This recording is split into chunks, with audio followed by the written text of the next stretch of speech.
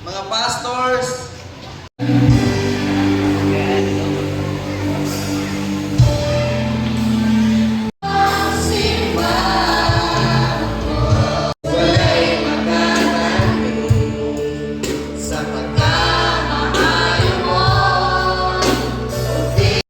Father, I ask you, Lord, I assign thee testimony alam sa mga kausa in this year 2023.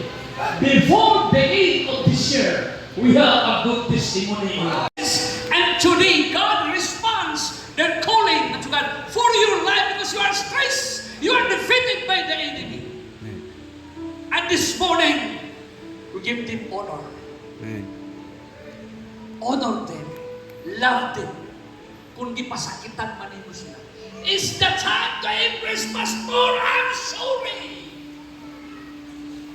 Look at the boss. You know, ayaw biyahe ng ministry. This is your ministry. Ayaw biyahe. Ang ngayon magsimbahon,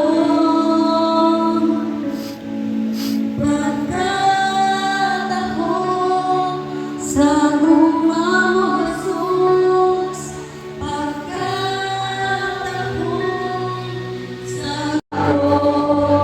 na masukot ka di mo, uwi ang kasikat sa lupa mo'y suyong ng Lord.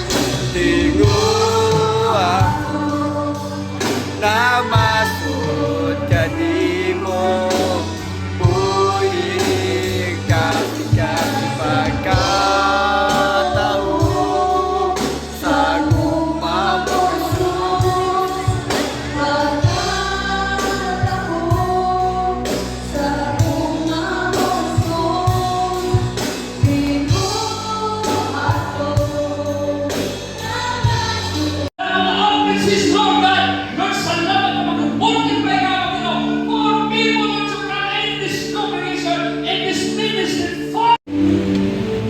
wala sa pumunta. Tawag mo mo. Sa tinutuyot ito ang sa subok ko pala yun. Nauban ka nato, namatay.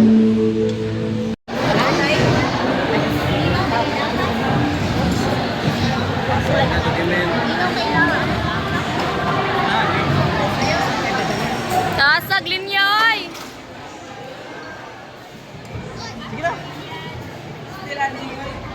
Gaya. Pagpili lang. Wala.